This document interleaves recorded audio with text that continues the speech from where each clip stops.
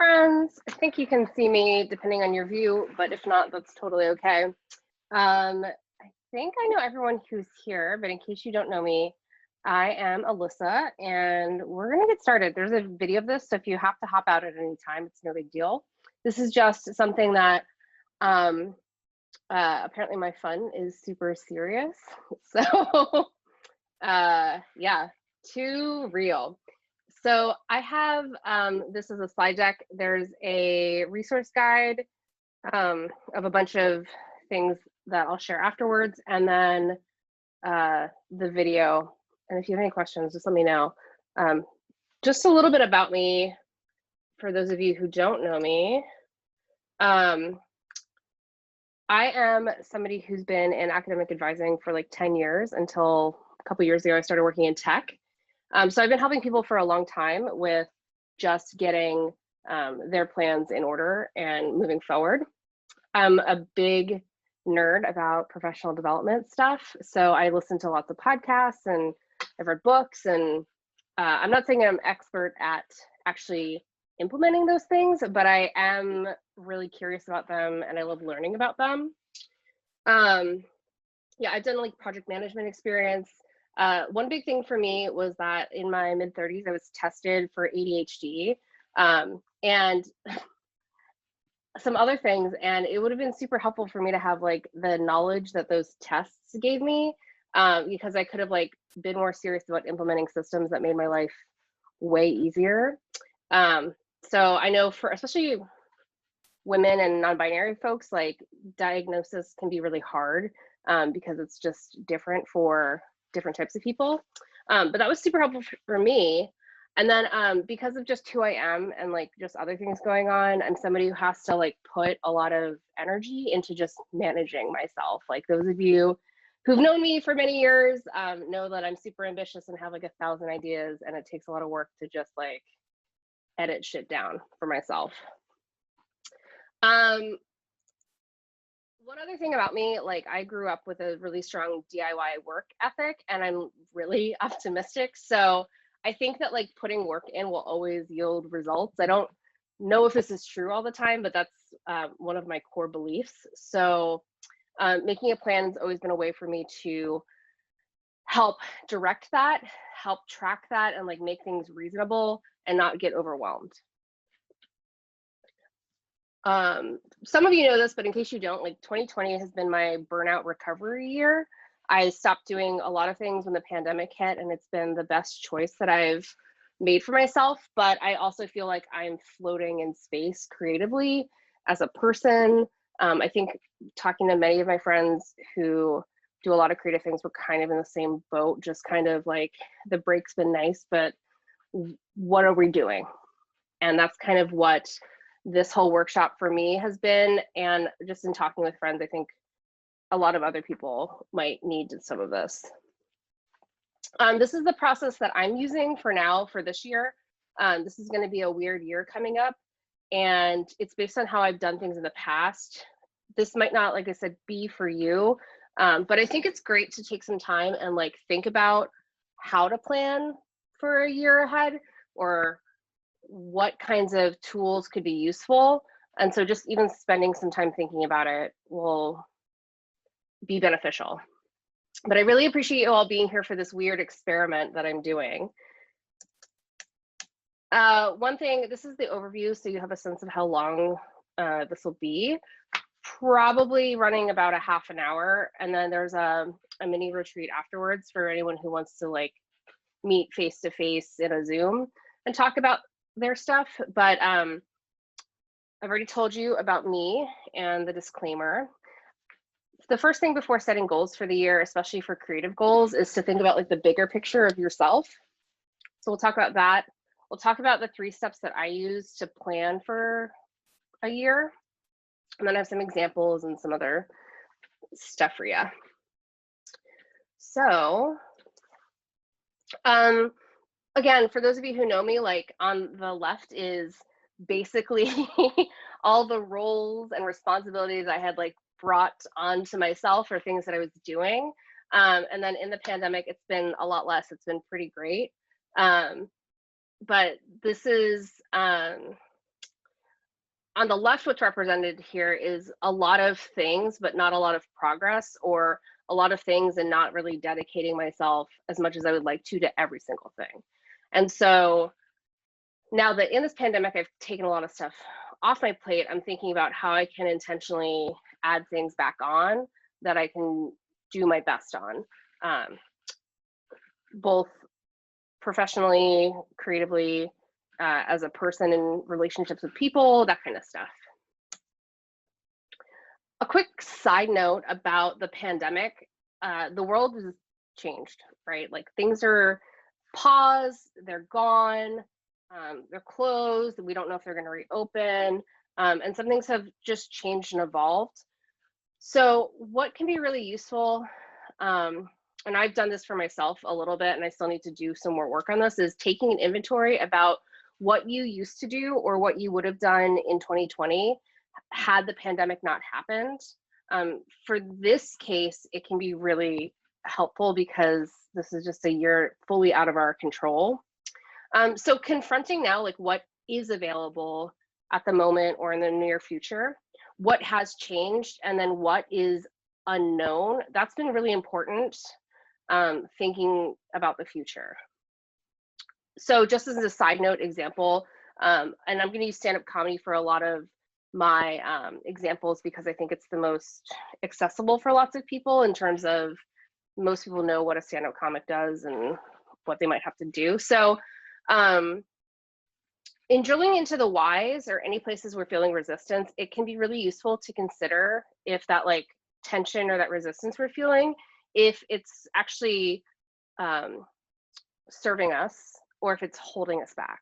So that's just something to think about, because it's something I ask myself a lot when I find myself like butting against something or being like, I don't want to do that, or like, that's not stand-up comedy, or that's not my kind of way of doing things.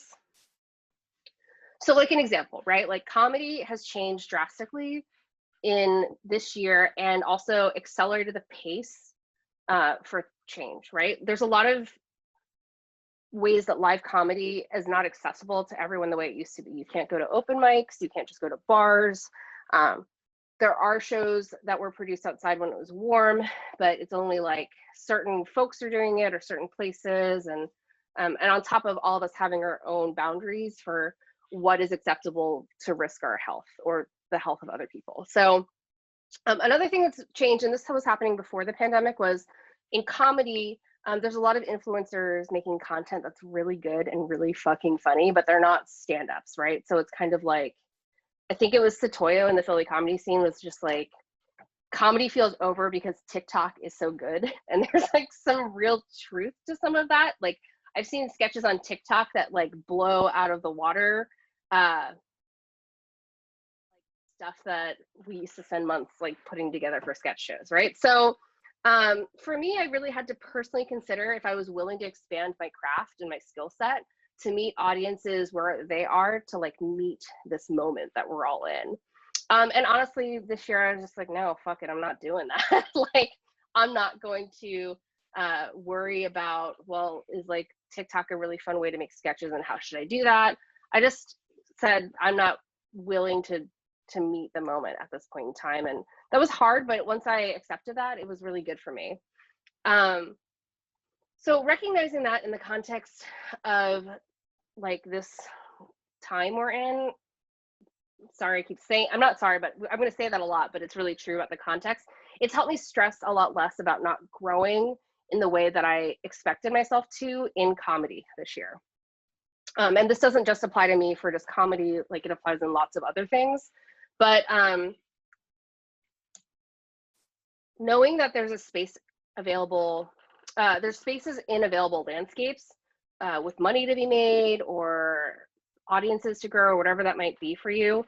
But that the problem is me. I'm uncomfortable in those now and inhabiting that. That's a me problem. It's a me not willing to change problem to meet what comedy feels like right now. That's not to say it also might not go back to what it used to be. Like it might just go back to like, you can just do club shows and not have a Twitter and be fine. Like who knows what it'll be, but I think confronting some of those feelings can be really helpful. If you have any questions, make sure you can post them in the question and answer. That's the easiest way I'll see it, or you can post it in the chat and I'll try to follow along as best I can. But for the big picture thinking for goal setting, what I like to do is I like to think about all of the areas in my life that I want to focus on, not just my creative stuff. So I do a brain dump. I jot everything down I can think of, whether it's jotting down categories or jotting down really specific things like run a 5K or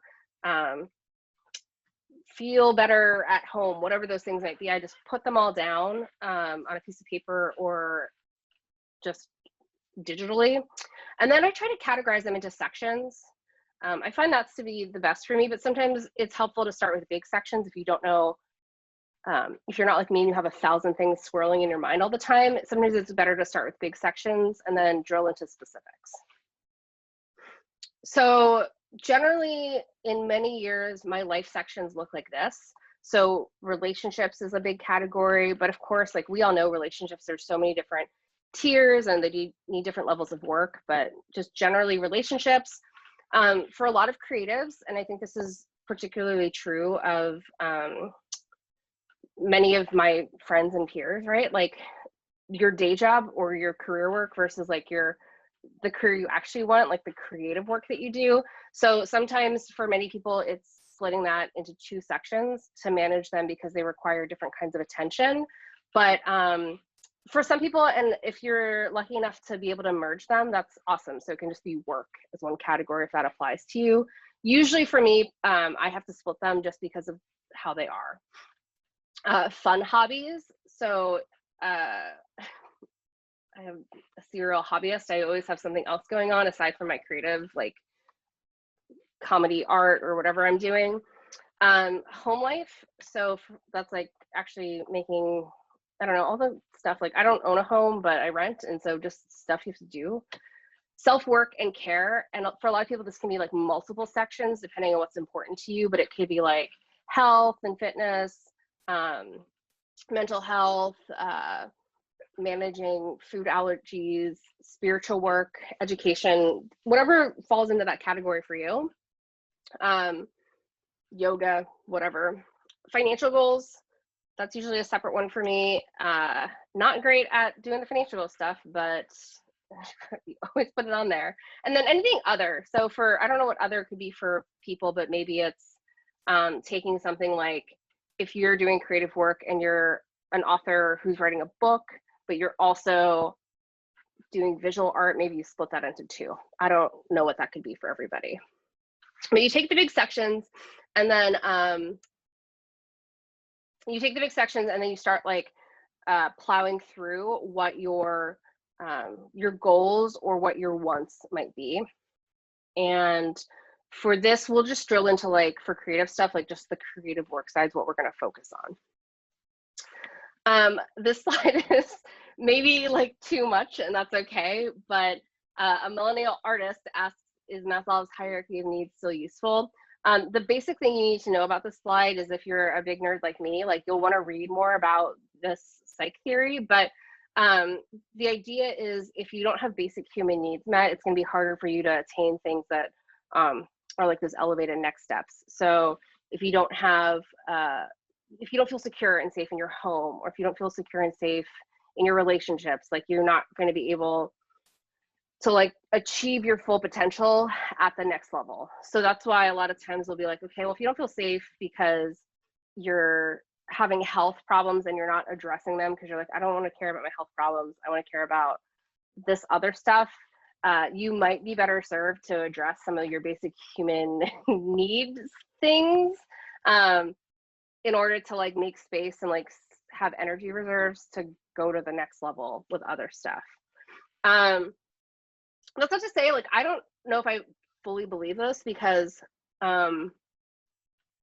like we hear so many stories, especially as creatives, about like, well, when this person lost their job, they wrote a very famous book series, even if they're a problematic author now, or you know, like this person like got kicked out of their house and like lost everything, and then they like decided they were going to hustle and grind and do stand up, and like now they're, you know, opening for famous comedian X. Like that's this isn't like a full like map or like a requirement, but it is one of those things where, you know, sometimes taking some time, I think for me personally, and then I know for a lot of my friends, taking time, like if you're really still struggling with being happy in your job, it's gonna be harder to like have energy and resources to do things that maybe aren't as necessary in society, right?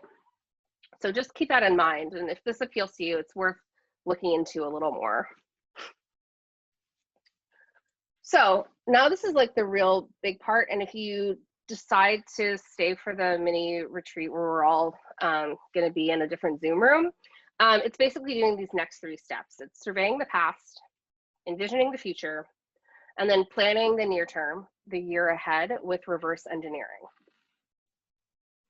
So this is just a bunch of questions. And if you like this kind of stuff, there's so many resources. There's a couple in the guide that I share that are like journal prompts or things you can think about to reflect on what you've done in the past, whether it's the past year, in our case, it might be the past 2 years, or just in life in general, like what have you been doing, what's working, what feels right, what comes easily, what is hard.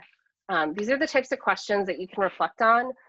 Whether you break it down and answer every single question for every single life category, or whether you just like let it flow and like journal and like put some reflections down. This part can be really useful, is to just kind of like gather an understanding. And then what I personally like to do is I like to do this and then put it away for like a couple days and then go back and read it almost with like a less like a more observational approach, with like less judgment and things like that, because I'm not in that emotional headspace. I'm like thinking, like sometimes I notice things that I wouldn't notice just journaling in the moment. Yeah, so these are just some questions, and a lot of times I ask myself this. I don't always do it for every life category, but if there's one that I'm really trying to like work on or change or do something really different from, this can be super useful. Step 2 is envisioning the future.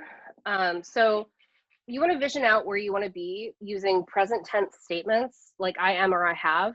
There's like a statistic which I can't like verify, but people say like there's a higher percentage that you're going to achieve what you get or achieve what you want if you use like statements like you're already possessing that space. So a big one for creatives is like being able to call yourself an artist, a writer, a cartoonist, a comedian.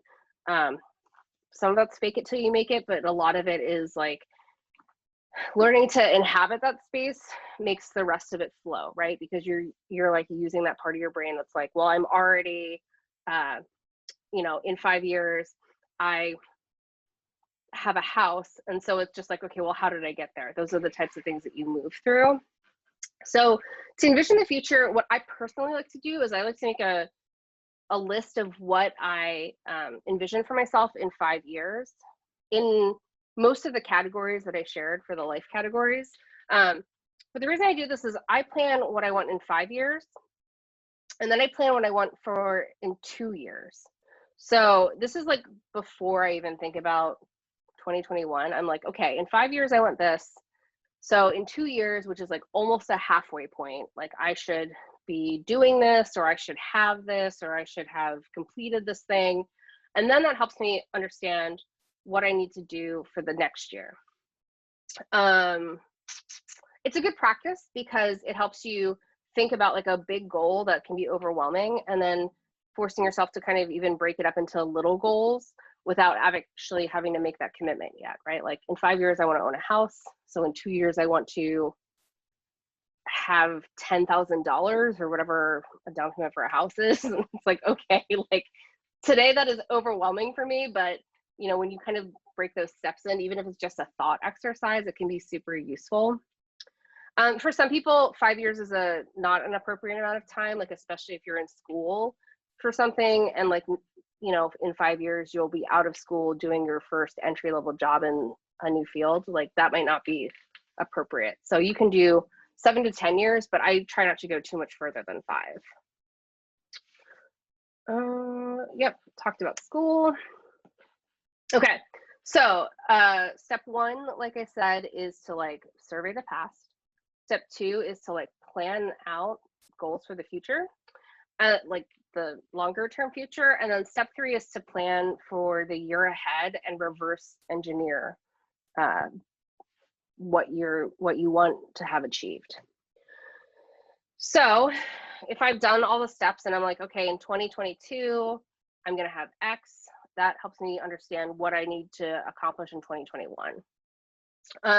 Make sure when you're planning for these types of things, it's really easy to just be like super intense, but just like also plan fun goals. This is like not TMI, but it's just weird. Like one year, comedy was especially busy for me, and I was commuting to Philly for work, and I was just super busy all the time.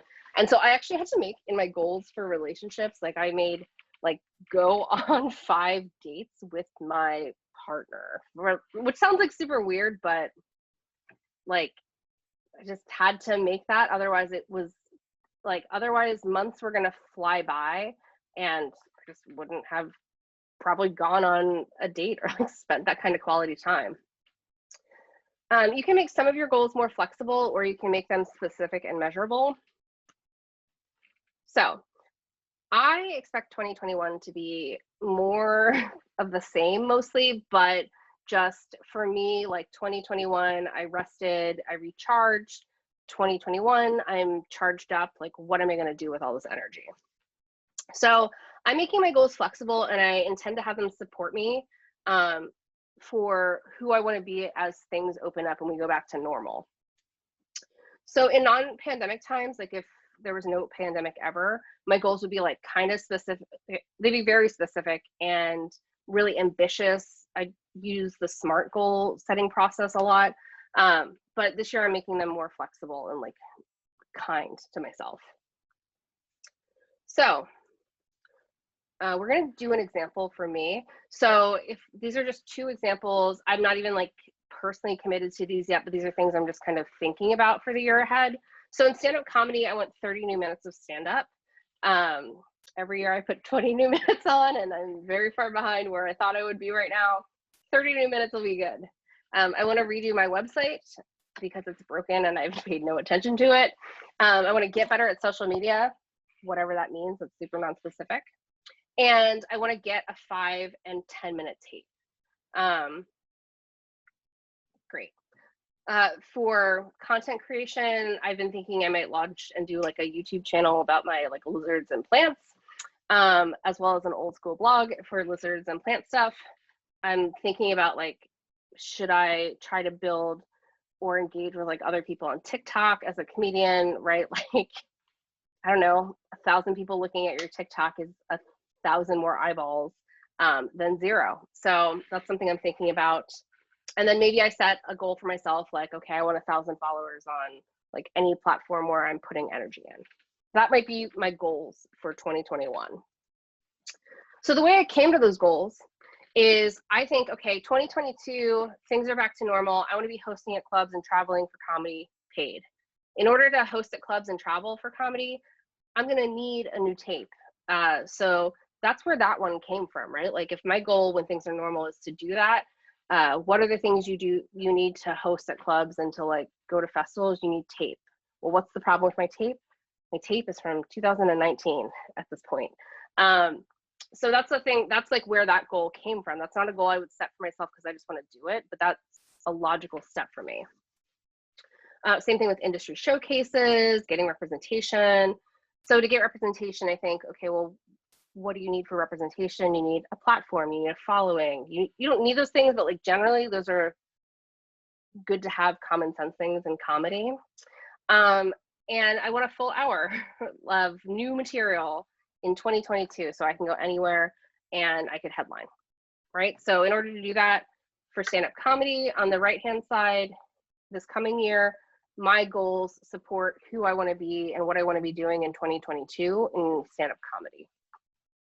Similarly, in 2 years from now, if I'm going to do all this stuff for creating additional content outside of just stand-up comedy, standing on a stage telling jokes, these are the kinds of goals that might be useful for me, right? Build a platform of 10K.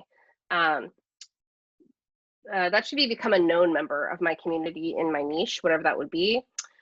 Generate money. So if I'm making content, ideally, like it'd be great to make money off of that. And then partner for 3 sponsorship slots. In order to like think about, okay, in 2022, that's what I want. Same deal on the right-hand side. The things I do for content creation might be supportive of that. I don't think that these are the best examples, but these are just like, this is my process that I think through. If you remember, if you have any questions, or I know I talk fast, so you'll be able to watch it again on the video, and it's a lot of information, honestly, but this is the overall process, and I think just like hearing it once and then deciding how you want to approach it can be super useful.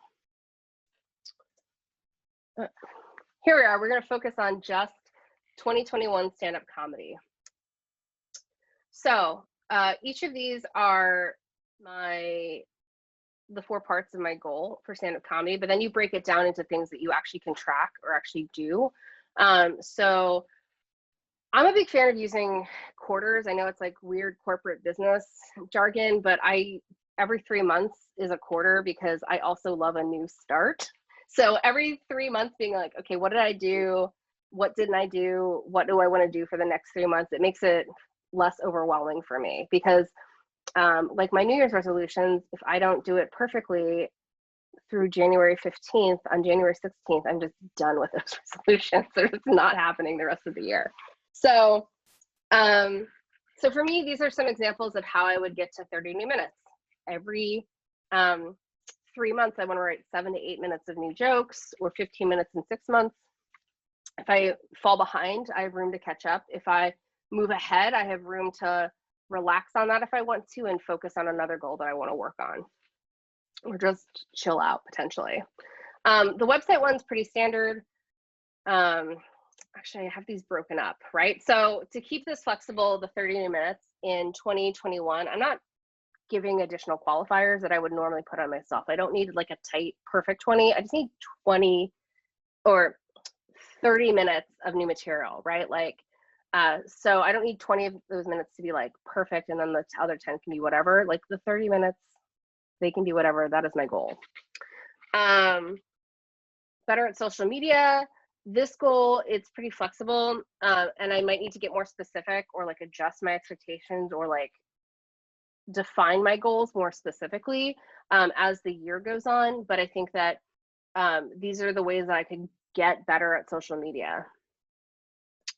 Like make time to comment on other posts. I'm not gonna like set a timer, but it just helps me say, okay, that's one of my intentions I'm gonna set. And so when I'm scrolling and I see something that I like, or I have something that, even if I just want to be like, yeah, this is awesome, like I'm gonna take time to do that. The website, so a pretty normal goal, honestly. Like in normal times, I probably would make this goal like way more intense, but I'm not. I just literally just having a website that can just live in the background would be great. And then the 5 to 10 minute tape, you know, that is a trickier one. Like if any of you have done a tape, or if it would be like if you're a writer, like getting published, or like getting an article published, or having my work featured on a bigger influencers platform, if you're a visual artist, whatever that might be. This one is kind of hard, right? Like the ways that I would normally get a tape is I just work to get a booking, and then I'd bring a camera or hire someone to do my video. But you know, in order for me to get booked in 2022, I might have to set up an opportunity to get my own tape, right? Like I might have to put on a show or like collaborate with someone else to do something, because my selfish goal is to get a tape. Like great, we put on a show, whatever that might mean. But you know, I might have to get creative with how I can actually achieve that. And that's like part of that's part of this coming year, is like my tape wouldn't be like maybe up to my expectations. Like I want to be like a tape from like a nationally known club or whatever, like a backyard tape with new material that's like funny and people laughing. Like that could be fine for this year. So, goal setting for 2021, it's about all of these things, right? You want to be flexible. For me, it's prioritizing, right? I'm going to dump all these goals down, but then some of them are going to be more important than others, and some of them are going to require more attention than others will. I want to make sure I'm checking in with myself and adjusting, right? Like, we don't know, like, of course, like if I get sick, whether it's coronavirus sick or other sick, that can really throw a wrench in your plans. And anybody who's gone through that at any point, like, knows, like, if your mental health or your physical health like takes a turn, or if your someone's health in your family changes, like, it can really fuck up your plans for your year. So being flexible, checking in, and adjusting is super important, and just like building that in can be helpful. This is another thing too, like, a lot of people I mostly see it in, like, anytime I've had to set like corporate goals or work goals, is doing stretch goals. That can be really useful as well. So the one thing here, the forcing progress and structure where motivation fails. So that is why a plan can be really useful, right? Like, sometimes it's really hard to stay motivated, but just showing up can be a huge part of just like getting things going, faking it till you make it, whatever that needs to be, especially in a year where you might not have as much structure, or some things feel like too overwhelming. Just trying to chip away at it can be really useful for some people. And then in some, like at the bottom one, going for reps and not outcomes when it's appropriate. There's some years, and I think about this especially, again, comedy, it's the thing I talk about like the most, but there's other things I'm interested in. Sometimes, like, there are years where it's just like a building year, right? Like, I want to build new material, I want to build new content, I'm a visual artist who wants to try new medias and tools, things like that. Sometimes it's okay to structure and plan for that part or that approach to your year. There's a visual artist who I've met from, she's amazing, and she and I work together, but Lynn Palowitz, she had told me one thing that kind of like changed how I thought about showing up for your work. This was like years ago, before I was like deep into personal development stuff, but she was having trouble getting into the swing of things. She had a home studio, and her way of at least doing something was she forced herself to sit in her home art studio for at least 15 minutes every day, and she literally could do anything except for look at her phone or computer. So whether it was just like cleaning her drawing desk, or getting some paper out and just doodling, like, you know, if the minimum was 15 minutes, sometimes she would spend more time there, but just like working on that muscle memory was super helpful for her. Kind of like that tip that everyone says when you are like, how do I stay motivated to work out? It's like, well, if you get your running shoes on every day, like, that's the goal, but you'll like definitely leave the house to run if you put your shoes on. I have fully gotten dressed to go exercise, done the thing, and then just hung out in athletic clothes all day. It was helpful in the long run, but just be nice to yourself is what I'm saying. Okay, so one piece of advice that I have is that setting goals for 2021 is actually like step 0. It's gonna feel like all this work, but it's really setting the foundation and like the direction you're gonna go in 2021, and what kind of like work or explorations you're gonna do. So there's lots of methods you can use to plan out everything after you set your goals, right? There's lots of ways you can do it. You can use a planner. You can use the bullet journal method.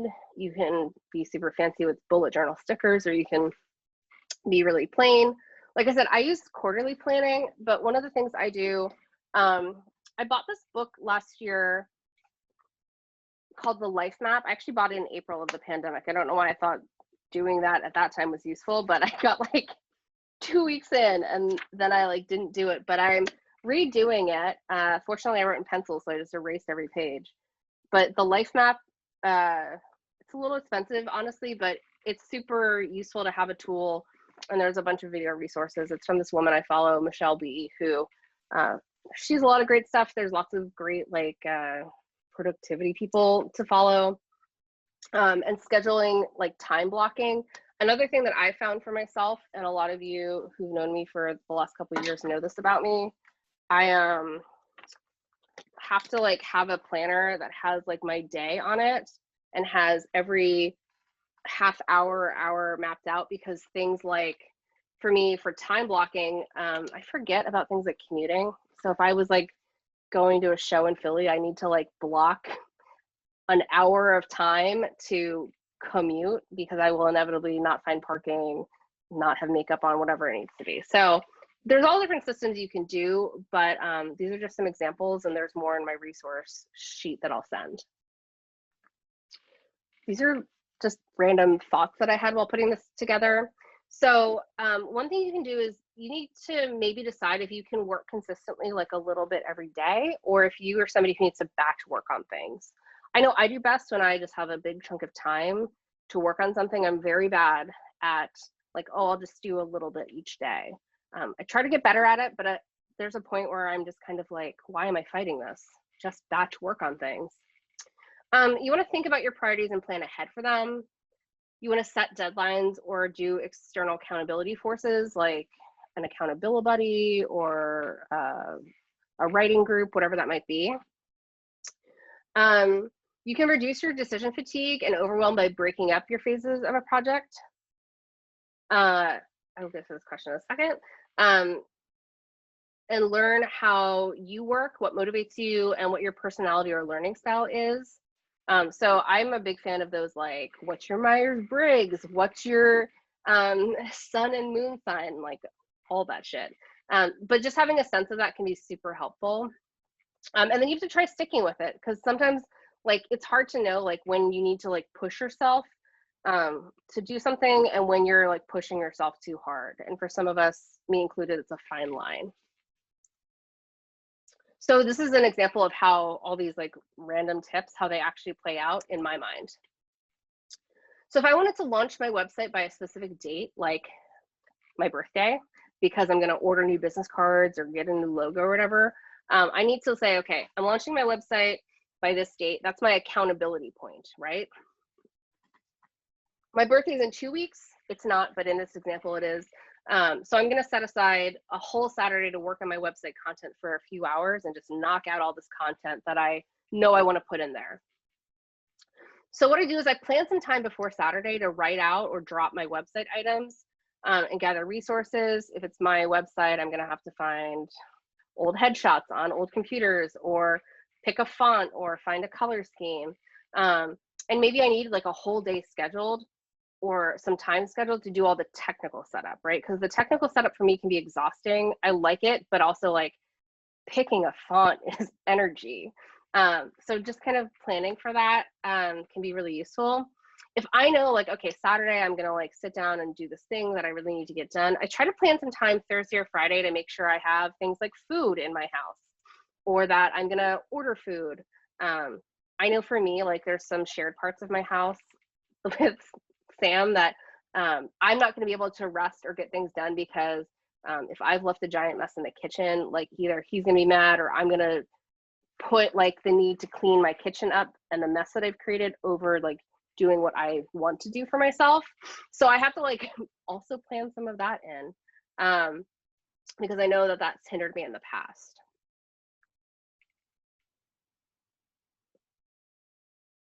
Okay, this question, I think, yeah. So we had a question from my friend Matt. How strictly do you evaluate progress towards your goals at the end of the quarter, or how much do you let unfinished goals push into the next quarter? So I think what I try to do is I try to make time and I try to check in with where I'm at. So ideally, you're kind of like looking at your quarterly goals once a week, once every other week, put it on a to-do list, or like on a list somewhere that you see it. Like you want to see these so you don't forget about them. So for me, I try to check in, like I try to check in every week, but really it's like every other week or so. Definitely at the end of every month. I'm definitely like a sprint person, so I'll be like, oh, I've been putting this off for 2 months. I have 1 month left. I should finish this, or start it. So I do that, because the goal for me is to get over the course of the year to get to a specific point. Um, so it depends. Like there are years where I've really pushed myself hard in the last quarter of a year to like get things done. And then there's other times where I have to like think about like, well, why am I having such a hard time getting this done? Is it unreasonable? Is it like resource based?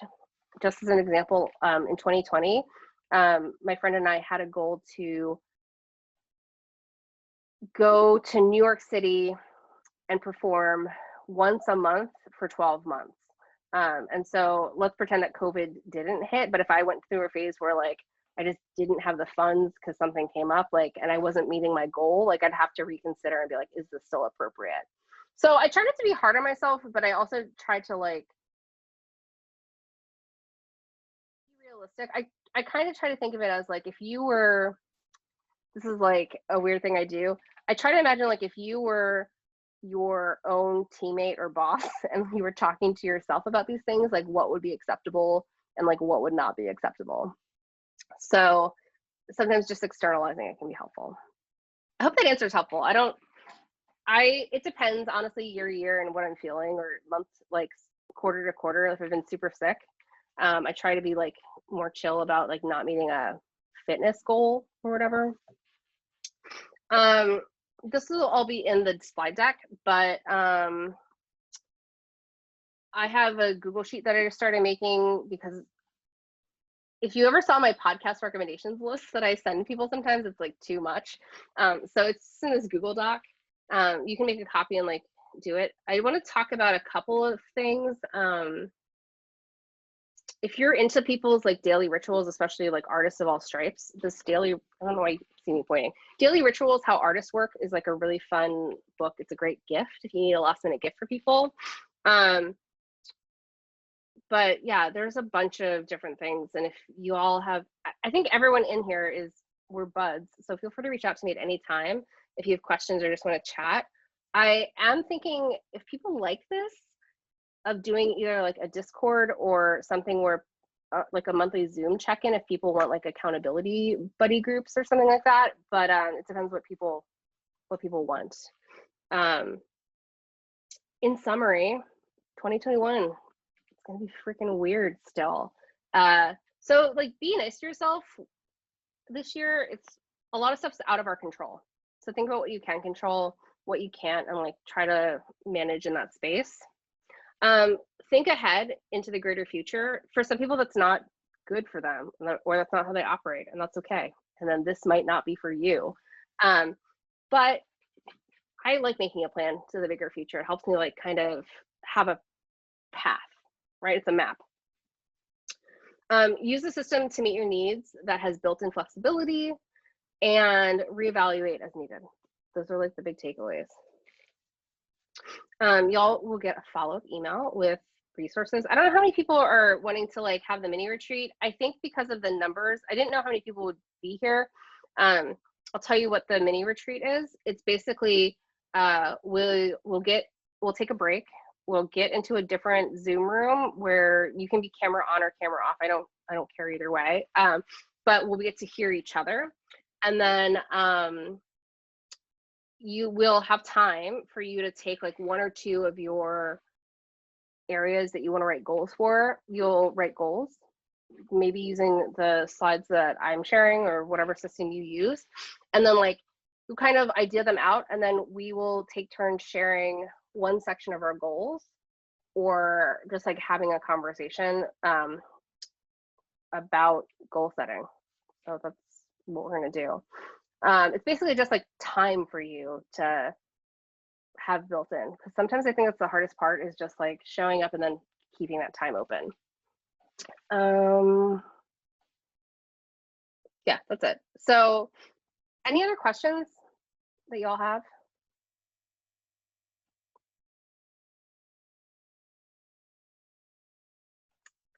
Y'all are the best. Some of my favorite people are in this And none of you are my least favorite people, so that's also really great. All right, so I send it in the email, but just in case anyone still needs it, I am going to drop the